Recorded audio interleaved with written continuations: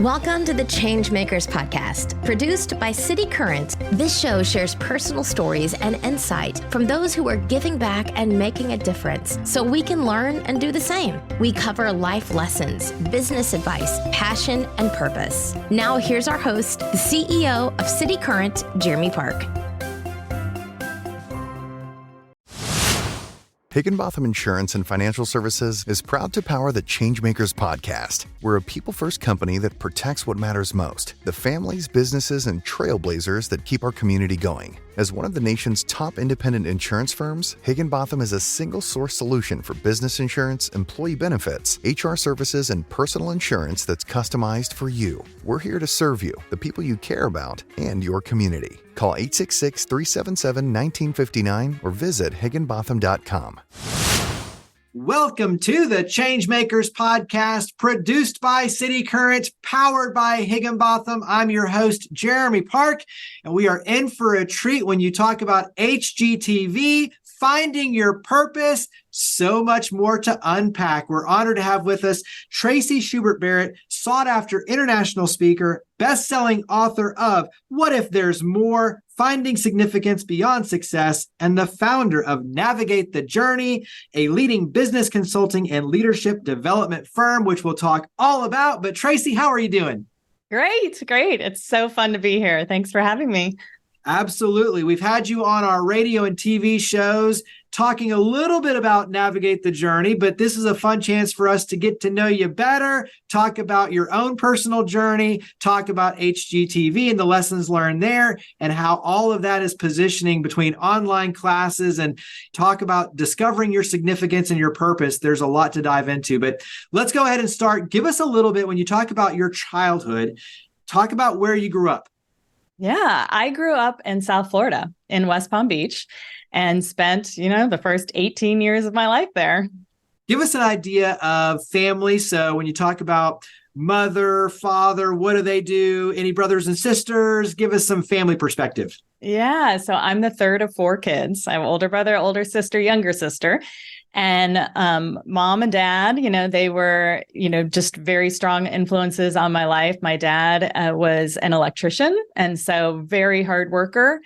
And I saw his work ethic as it had a huge impact on me. He loved what he did. He really did. And I think that played a big part in, your perspective on work and how you view work and being grateful for work, and also, living in a way that, matches your means and really making sure, that you live within your means. He was a big advocate for that, but he also was a man of both my parents of strong Christian faith. And, so I was raised in a very centered, tethered, faith-filled environment.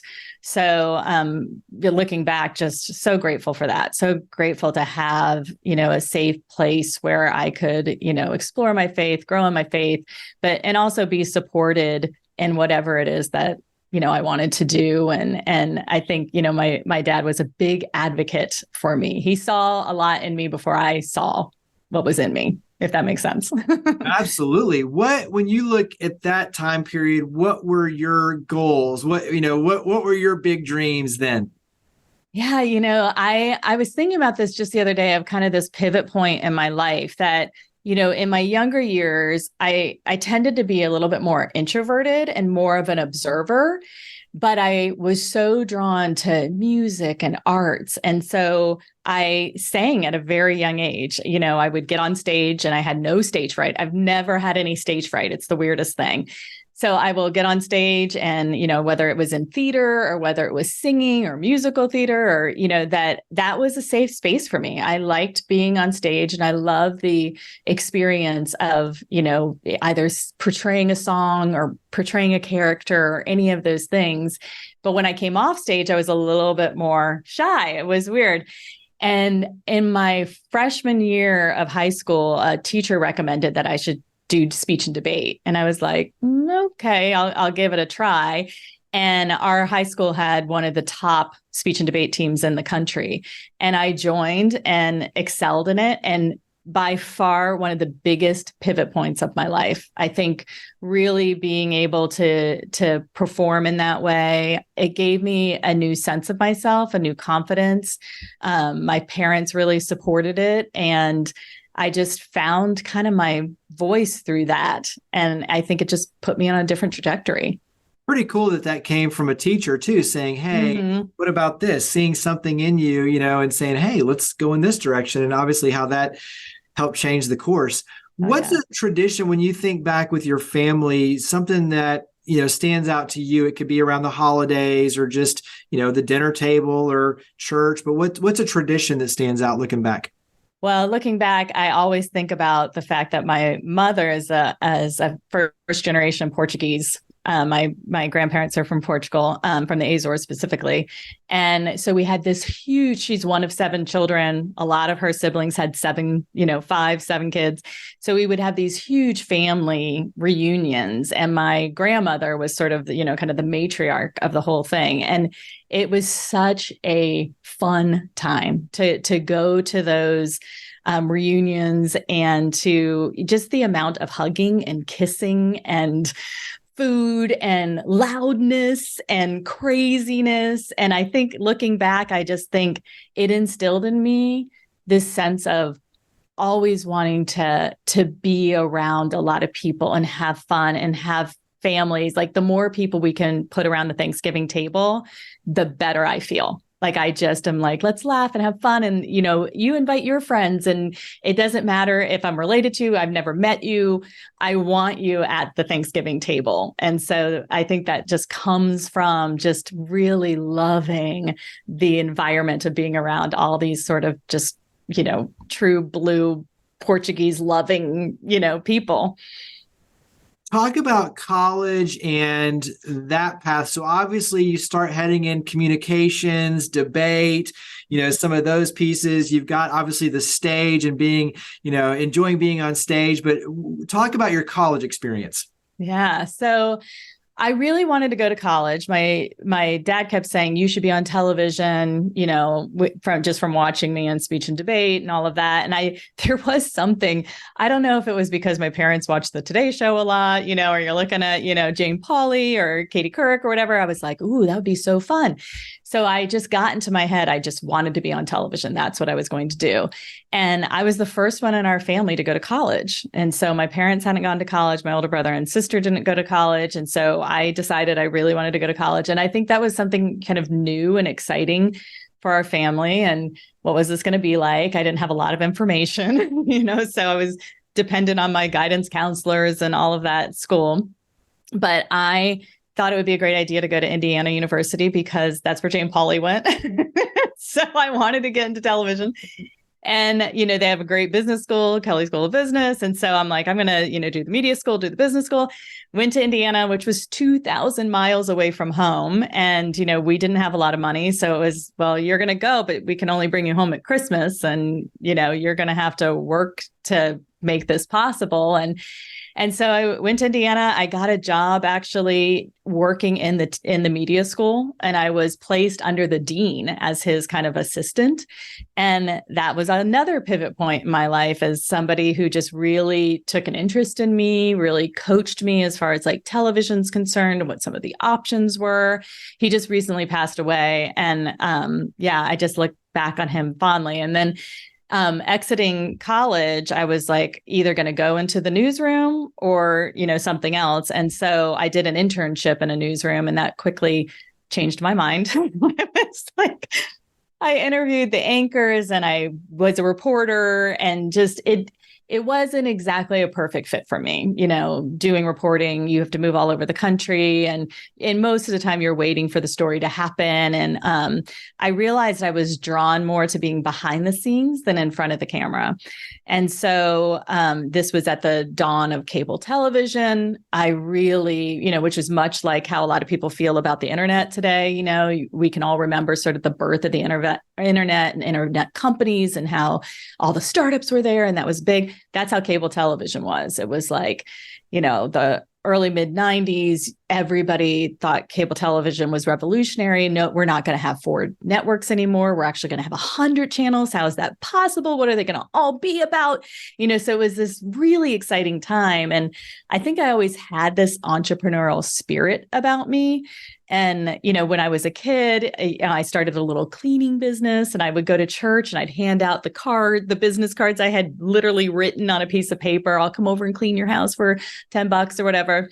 And, my parents were like, oh, she's got another business. She's got another business. So it was just ingrained in me. And I'm sure, again, from watching my father and his business, I just, really felt like this entrepreneurial bug in me. And so cable television, it reignited that, like, oh, what would it be like to be part of a startup or to really get into the ground level?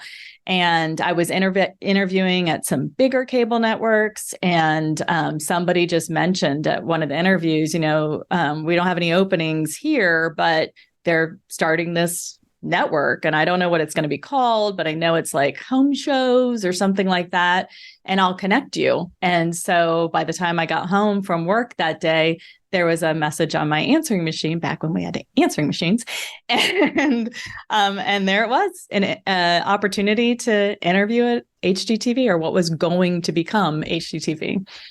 So hold that thought, because I want to go back, and it'll tie back into this one. I'm curious, because when you look back at the college experience, and especially with the mentorship from the dean, was that something that you drove? So in other words, we talk to a lot of college students, and we talk about how, you have to be willing to step out of your comfort zone and create success. It's not just going to fall in your lap. And so while there are some who will say, hey, I see something in you and let's go this direction, many cases it's like, hey, I want to do this. I want to do this. Can you help me? So did you drive that? Did they drive that? Was it 50-50? Talk about you as a student, how that mentorship evolved. Yeah, I don't know what it is in me or how it happened, but I am drawn to mentors. I'm drawn to seeking mentors. I know that the success I've had in life would have not happened if not for my mentors. People speaking into my life, people believing in me, people helping pave the way for me. It just wouldn't have happened. And I think one of the gifts, I know it sounds a little weird to say it was a gift, but going into college and needing finances, instead of going into college and having everything paid for, or, not needing to work or whatever, I needed to get a job. And I think, doing part of like what was called work study, and where you would work in the college and the funds would go directly to your admissions cost. That was a gift, because I wouldn't have been in that situation. I wouldn't have been working there. And a lot of my friends didn't have a job, or they were just doing something like waitressing or whatever. But to have this unique experience where I was plugged in to this school and able to, have quiet moments where I could approach a dean or a professor or somebody that was a senior when I was a freshman and just say, hey, how does this work? Or what do you think of this class? Or how did you get to where you are today? Or do you know this person in the industry? Just in, delivering papers to a desk, or, I was doing very menial tasks, but it was providing me with that opportunity to connect. And so even as I talk to my own daughters, who are one's a junior and one's a senior in high school, all we're talking about is college right now.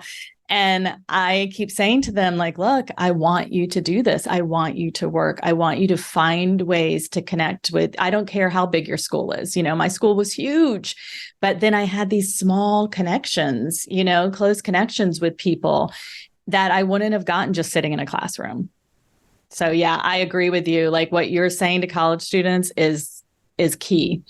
Well, and then it carries over into the conversation around HGTV. Life is about relationships, and you going and creating those, or those, being created. But in essence, everything is about relationships and building trust. Yeah. So obviously in that moment where they didn't have an immediate opening, but someone saying, hey, I see potential in you. I trust you. I think you're a great fit. Let me open the door for HGTV. So What in that moment of building that relationship do you think led them to open that door, to put themselves on the line to open the door for HGTV for you?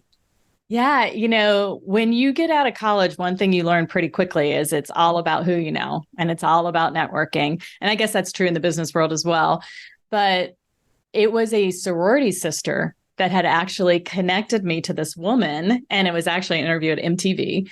And MTV at the time was, all the rage. It was one of the, there was only a handful of cable networks around at that time. CNN, Ted Turner was prolific in that space. And then you had MTV and Discovery Channel. But beyond that, there wasn't much. And so to be, in that environment and be talking to somebody at that level, I think what she saw in me is that I really understood what cable television was trying to do. And I wanted to be a part of it. Like, I didn't care how or what, like, I just wanted to be a part of it. And at the time I was just working, in local television. And so it was, very standard broadcast television. And I was kind of bored. And I was honest with her. I said, I really feel bored. I want to be challenged. I also want to make sure this is the industry for me right now. If I continue into broadcast, I'm not sure that's the environment I want to be in. I want to be in something like this, more exciting, more forward thinking, evolving. There's, space. And I think that connected with her, was like, oh, you're not here just because you want to work at MTV, or you want to, you actually are thinking beyond the name of the network. And you actually are thinking about the industry as a whole. And I think that really connected with her. And then she was like, all right, if you really want to be in this industry, let's get you in with a startup, something that's not even on air yet. And I think a lot of this, the soul searching, understanding yourself, the situation, building the relationships, all of this ties into navigating the journey. Mm-hmm. So if you want to navigate the journey and finding your significance in some of these, like, this is the personal storyline that you yourself have been navigating. Yes. And so it leads into, the conversation around how you're helping others. And so go ahead and carry then the HGTV conversation forward. Talk about obviously stepping in and literally helping to create this whole new opportunity. Yeah. So yeah, it was a wild ride. And it was one of those rides you weren't sure if it was going to work or not work, much like any startup. Anybody who goes into a startup situation, whether you're starting it yourself or with a group of people, it's always a question mark, right? And I think what was super compelling to me when I interviewed for the job was the vision that the founder had. Like, it was very clear.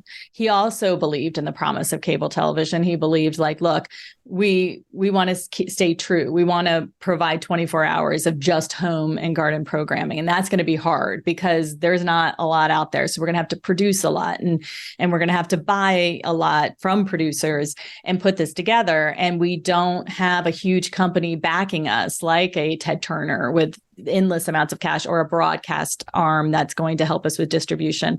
We are going to have to be scrappy. We're going to have to get out there, find distribution, find advertising dollars to fund us so that we can actually make programs. And so all of that sounded super exciting to me. And I loved kind of the mission and the vision and the fact that, we as a small group wanted to have core values. And this is back in 94, before core values were all the rage and everybody was talking about it. And this was also pre-internet. So we're talking about getting something out there without the arm of the internet, the reach of the internet, so we're talking like grassroots, hitting the ground, telling people about it, trying to get distribution. And so all of that was really compelling to me, and I think exciting. But we all knew it was just a small group of us that, that started it in the beginning, and we could fit all in one room, and we would all have the same conversations about how exciting it was, but also how there were so many other networks that were launching and failing. And so you would see the list. I remember this list would come across the fax, and it would say, networks launching and dates that they were launching. And the vast majority of them don't exist, today. And so we knew the reality was clear. We could succeed or we could fail. And it was like a 50-50 chance. And so I think it was really staying true to who we are, not wavering from our mission, having a very clear vision, really having strong core values. We were based in Knoxville, Tennessee, which was highly unusual because most networks are based in New York City or LA. And that was kind of a fun story how that came to be. And a lot of that had to do with, production and finances and just trying to stay scrappy and really affordable. But I do think, and I know now I was in Chicago for 25 years and just recently moved to Nashville, but there is something about Tennessee, this just, people were very thoughtful and genuine. And I think, the people who came together and started were all from all over. I mean, we had recruited people from big, huge networks, tons of great experiences. They were moving to this small town in Tennessee from New York and Chicago and LA. And they were like, what's happening? But it did give this like almost a slower pace that allowed people to be very thoughtful and, the space to create and to really.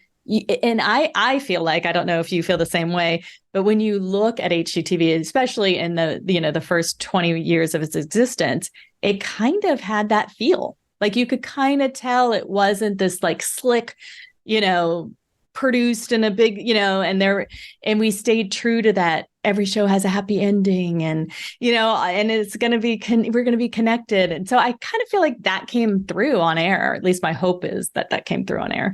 Yeah, no, I agree. And it's interesting because like you mentioned, having to get the voicemail off a machine and not having social media where now you scroll through like Instagram and you see all the home tours and things, like none of that existed. And so building all that organically. And I remember too, on the last interview we did with the TV and radio, you were talking about kind of, the moment where it flipped, where it's like, wow, this is reality. People are coming to me talking about HGTV. Like we've made it. We're doing yes. it. Yes. But share, I think in many cases you only see the success, you don't see the sacrifices.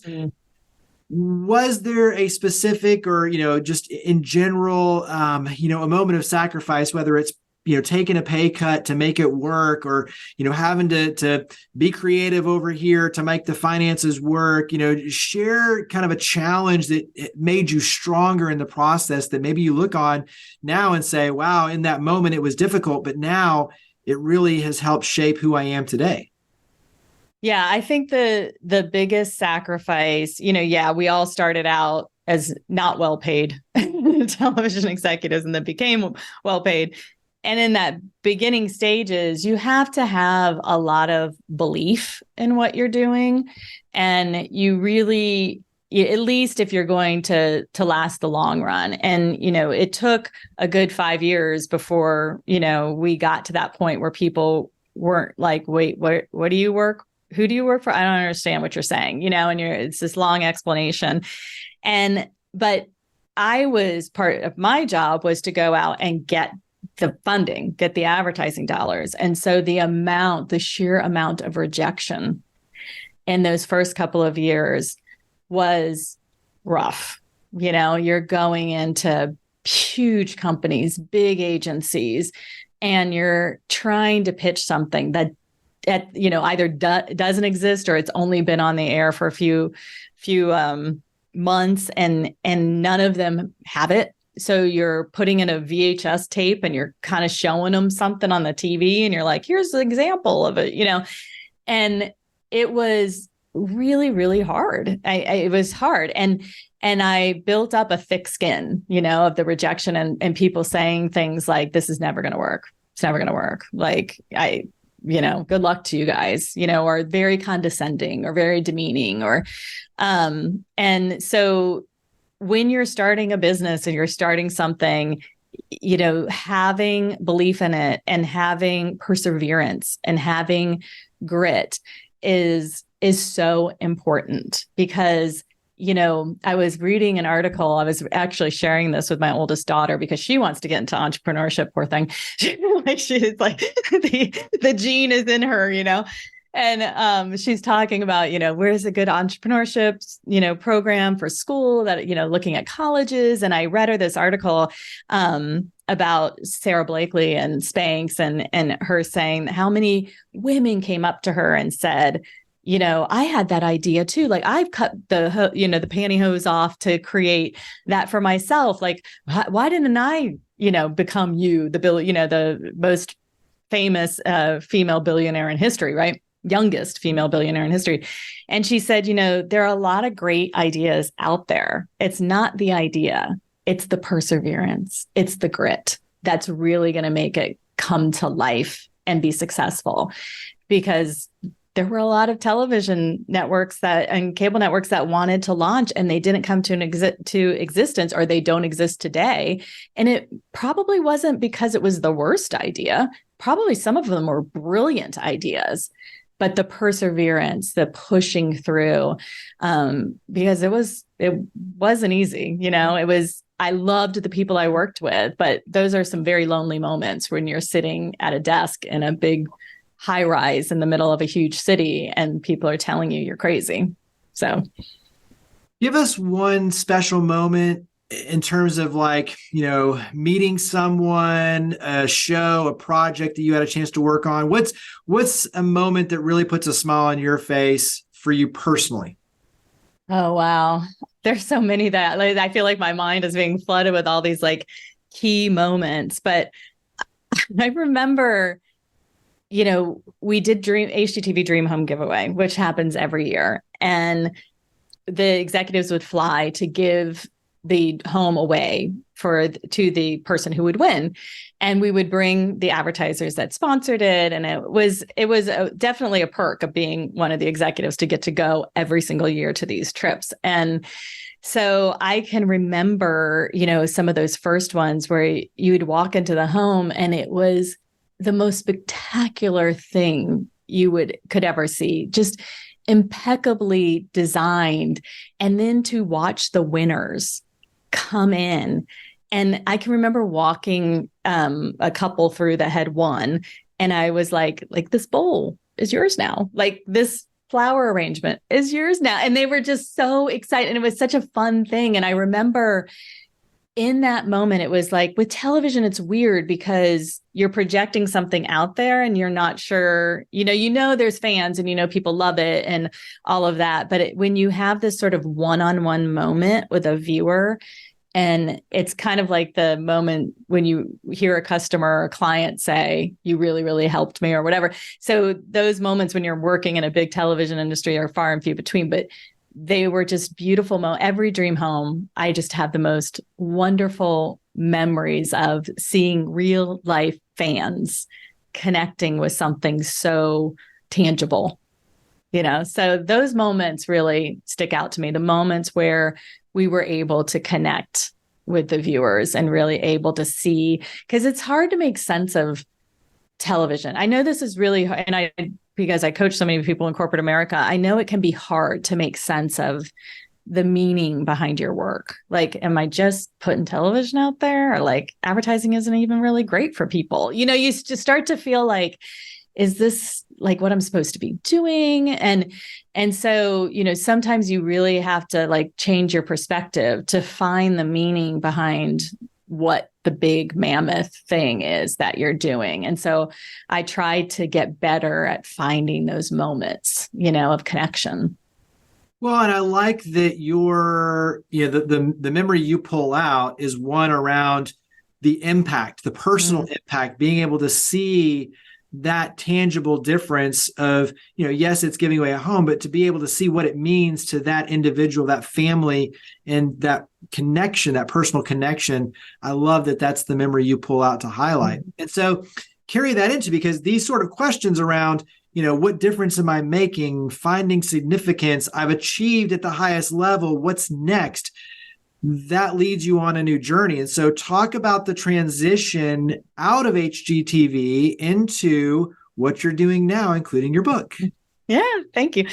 Yeah, it was a huge crossroads. I think, having been in television for well over 20 years, I sort of had reached the pinnacle. I couldn't go any higher up in the network. I had a big staff. I, had a lot of responsibility. I was at the point where I was enjoying, all the perks of hanging out with talent and giving big presentations and doing all those things. But I was also burning the candle at both ends. I was flying all over the country. I had 2 young kids at home, great marriage. We were very active and involved in our community and our church. And I just felt like I had come to this place where I had checked all the boxes off. I had done all the things that I thought I was supposed to do. I had, had it all, according to society, but was feeling restless, feeling like I don't see any other boxes ahead of me to check off. I don't even know what those are supposed to be. I've crossed sort of that midlife, 40s, and I don't feel like anybody's getting the best of me, including me. So what is the meaning? What am I supposed to do? How do I find meaning in what I'm doing when I'm on autopilot? And I sort of feel like I'm wearing the golden handcuffs at this point, and it's not as exciting as it used to be for me. And maybe too, I saw people coming up behind me and thinking they would kill for my job. And I'm sitting here just kind of feeling restless and unsatisfied. And is that even fair to somebody who really wants to sit in this chair as well? So I was wrestling through all sorts of emotions and, had a million conversations with my husband, and it didn't happen overnight.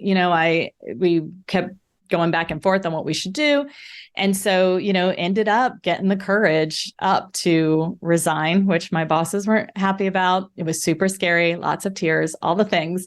But I decided, I needed the space to wrestle through these big questions, to take a break, to get some sleep, to be with my children. And I wanted to hit pause.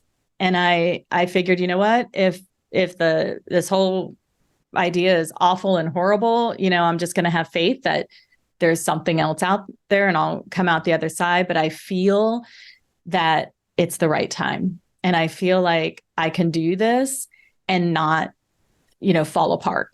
And I think for me, having a strong faith, understanding my identity wasn't in my job. It wasn't about what I did. It was who I am, allowed me to leave, because there's a lot of people in corporate America or in jobs that want to make a pivot, but their identity is so wrapped up in it that it's super scary. And it's not like I didn't feel naked once I walked away, because I did. I was like, who am I? What am I doing? What's happening?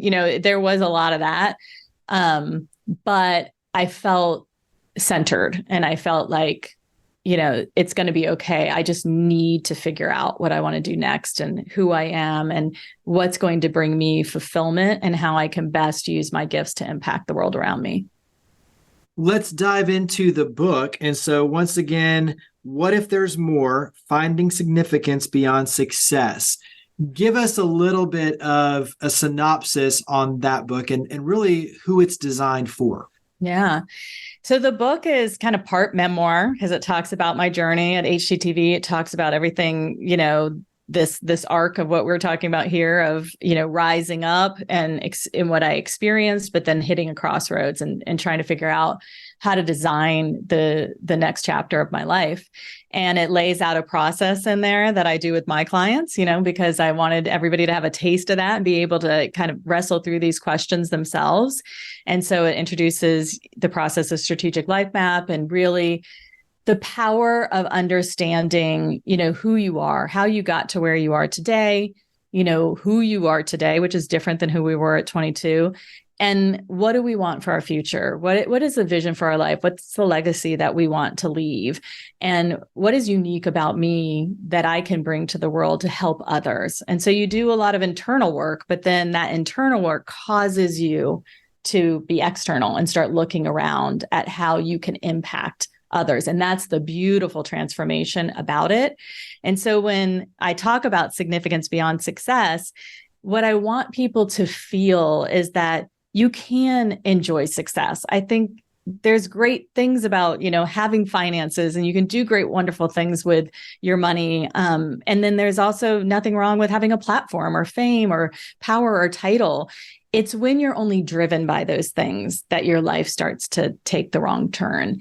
And so what I want people to be is significantly successful, to have that success, but have significance just pouring through it, that they know that they can have an impact and be successful at the same time, because I think there's nothing more fulfilling than that, where you're appreciated and rewarded for your work, but your work is also going forward, and you're, like you're saying, impacting, you're a change maker, you're really leaning in to your little slice of the world around you, no matter how big or small that is, you can touch lives, you can impact people through your work. You just need to know how, and you need to have a plan, because you can't just think of this as like a great idea. Like, this all sounds good to probably everybody who's listening to us right now. But if you don't have a plan, you don't put pen to paper, it's not going to come to fruition for you.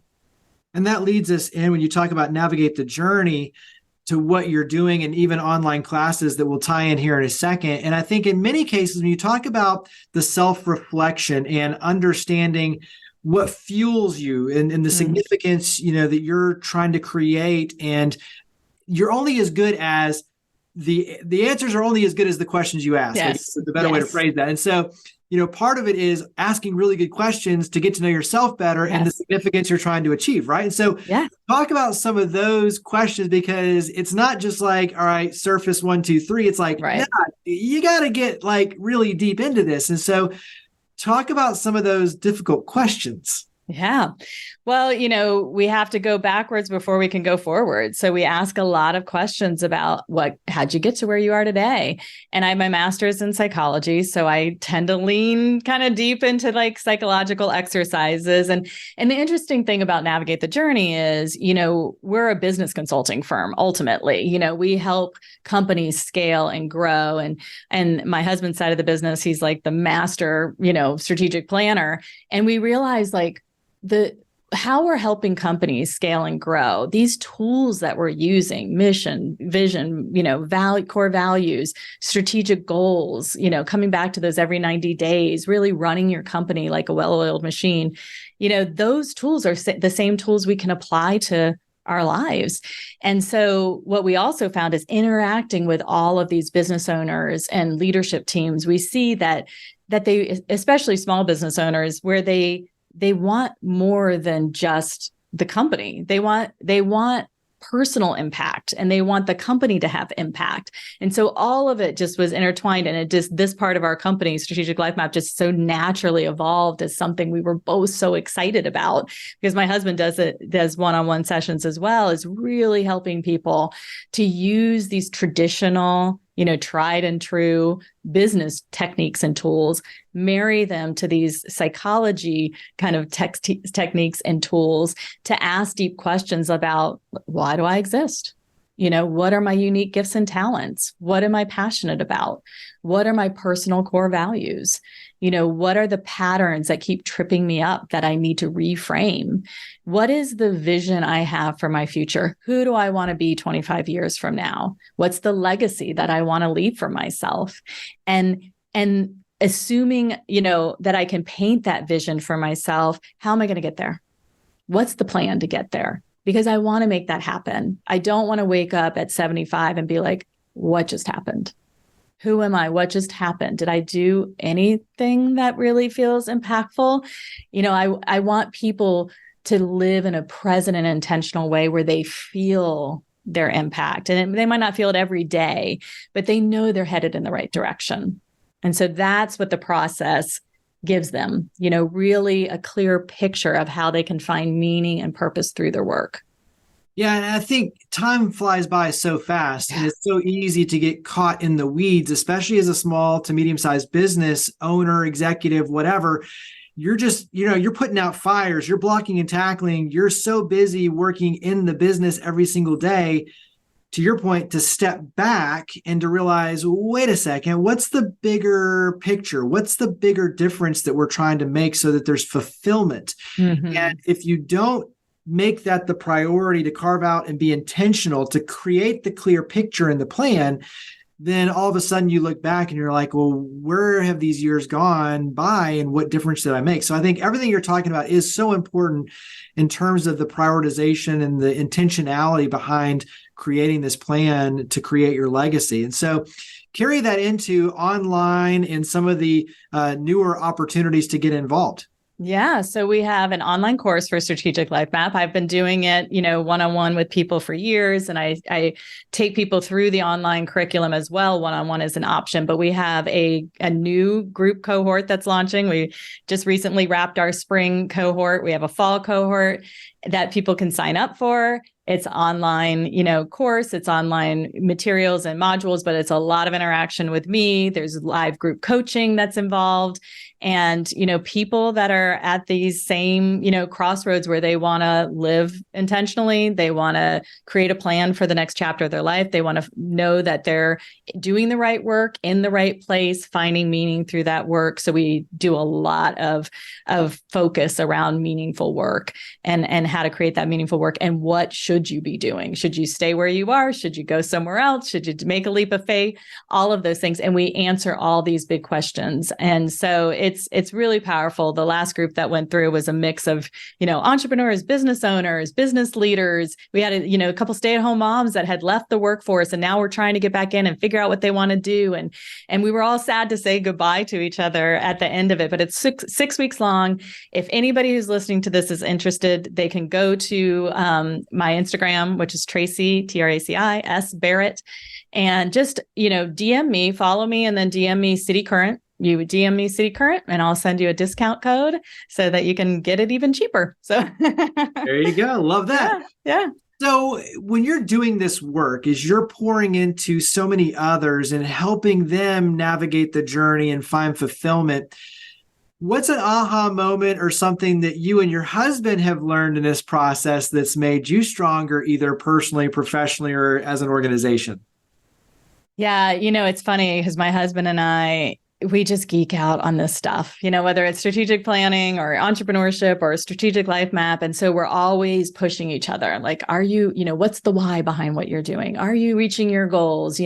Is this really what you want to do? And we kind of keep each other on track. And I think, our aha moment, because, he had a big corporate career for a while and then pivoted and then now we're doing this together, is that I always thought like maybe the pinnacle of my success was HGTV. And now this is just kind of like, okay, this is the next chapter.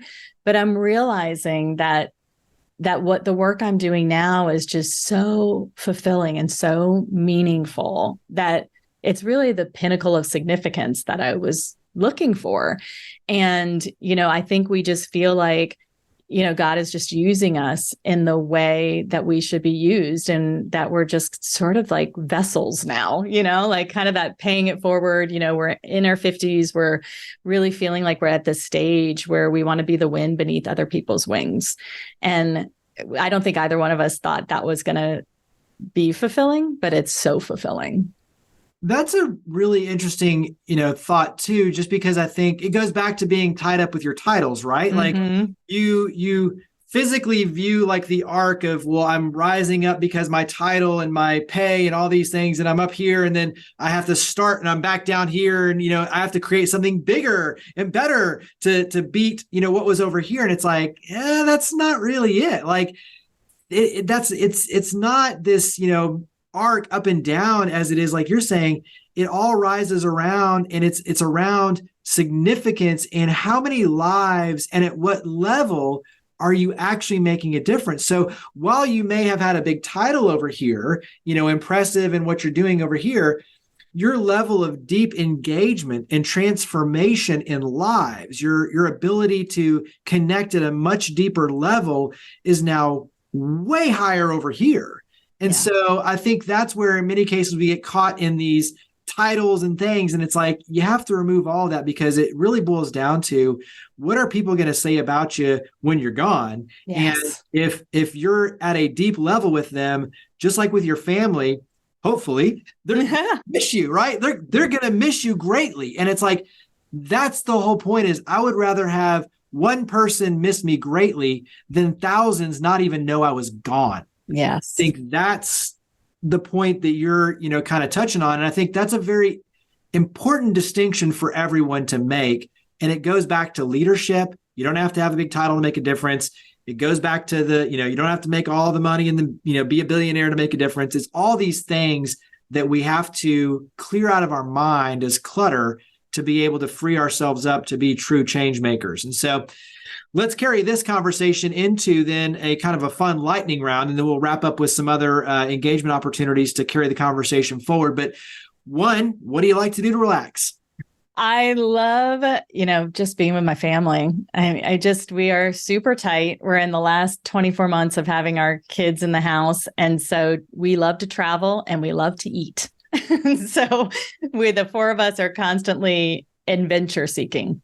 And so we like to hike. My husband's from Ireland. So we go overseas every year and see his entire family's still in Ireland. And so we have great connections overseas. And yeah, we just really love being together, and we love sitting on the back porch, having a glass of wine and talking about our days. There you go. So outside of Ireland, what's another family favorite vacation spot? Italy. My husband hates that sometimes I'll say, I wish you were from Italy and not Ireland. Because it's like, I love Ireland. It can get a little cold and rainy, but the people there are incredible. The Irish people are just all about community and love and all of those things. But man, when you're sitting in Italy and it's warm and it's sunny and you're eating pasta and pizza, there's just nothing better. It's spectacular. It's our favorite place. Well, at least you kind of stick with the I theme, Ireland. Exactly. So for local, when you talk about people coming and visiting from out of town, where do you like to take them? What do you like to do? Well, Nashville has changed so much in the food scene. And I think, we like to go to the Ryman because I just feel like I have not been to another place that feels so intimate and feels so filled with history. And so no matter who's playing, we try to go there and take people to the Ryman, and then just some fun spot in Germantown, to eat and, just relax. And then also hiking, we try to, which isn't really in Nashville, but we'll go, just a little bit outside Nashville and hike a waterfall or something like that, which was something when we had friends in Chicago, we weren't hiking waterfalls. So it's unique and fun. And we love the nature that is around here. It's just so beautiful. So when you're writing the book, are you one of those that will stay up late and write, or wake up early? Where are you more productive? What's your preference? I have to do it in the morning when my mind's really sharp, and I would write for, I blocked off certain chunks of time, and I would start as soon as got the kids off to school. And I would write to the point where I actually got carpal tunnel, which I'm having, treatment for right now, because I was not smart about the whole ergonomics setup, and which I have now, but it just poured out of me. I just really enjoyed the process of all of it. And I had been prepping and doing research for a number of years, so I had more than enough, but it was fun. It was intense and hard, but fun. This one is more for tennis players. Tennis players are notoriously very superstitious. And so any routine? I didn't really have any routines besides I would walk outside and look up into the sky, because I knew I was going to be indoors for a number of hours. And I was like, I'm just going to set the mind so I would just go out in our backyard and look up in the sky and try to get the sun on my face for a certain amount of time. And that was sort of my ritual of okay, now I can begin. And a huge Starbucks iced tea. Those were the two things that I had to have before I could begin. What's a fun date night for you and your husband? Either staying in and cooking and watching a documentary. We're really documentary geeks, really, when it comes to what we like to watch. Or it's just going out and, like I said, going to the Ryman or going to a really fun new restaurant. And we love going with other couples too. There's nothing better than grabbing another couple and just laughing and having fun and learning about their stories. So that tends to be one of the favorites for us. What's a favorite quote or saying that inspires you? You don't have to obviously get it correct, but just in general, what's a favorite saying or a quote that inspires you? Well, it's the quote that I have at the beginning of my book from Dolly Parton, because who doesn't love Dolly Parton? And I honestly feel this way because the woman is the same.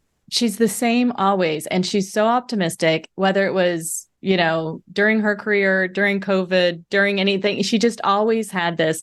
And so I put, the quote from her, which is, if you don't like the road you're walking, pave a new one.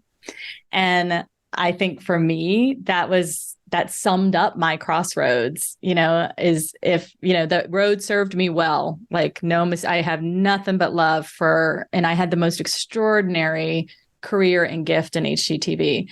But when you get to a point where the road doesn't feel right anymore, nobody's going to change it for you but you. And so you have to take the bull by the horns and pave a new one. And so that is just a quote that has stuck in me. So I love it. You are creating your legacy every single day. You're helping so many others craft and create theirs as well. But many, many, many years from now, what do you hope people say about you and your legacy making a difference? I hope they just will say that, Traci was somebody who helped me realize my potential, who ignited my purpose and then supported me through that. Well, you mentioned that people can DM you City Current, and so they can go on Instagram, follow you, and DM you for discount codes. But talk about website, social media. Where do we go to carry these conversations forward? Yeah. So you can go to navigatethejourney.com. If you want to learn more about the company, there's a whole page there that talks about Strategic Life Map. If you're just interested in Strategic Life Map, you can go to strategiclifemap.com. Very easy to remember. If you want to know more about me, TraciSchubertBarrett.com. So very easy URLs to remember, but you'll find lots of information there. And you can always feel free to reach out to me directly. I love hearing people's stories and talking to them and seeing what their needs are. Well, Traci, you are a wealth of information indeed. You are a change maker. We greatly appreciate everything you're doing to power the good. Thank you for coming on the podcast. Thanks for having me. It was so fun. Thank you for listening to the Changemakers podcast, produced by City Current and brought to you by Lipscomb and Pitts Insurance. To learn more about our guests and share your stories of others leading by example, visit us online at citycurrent.com or follow us on social media using @CityCurrent. Please make sure to subscribe, rate, and review our podcast wherever you listen. Now, think big, start small, and act now. Be a change maker.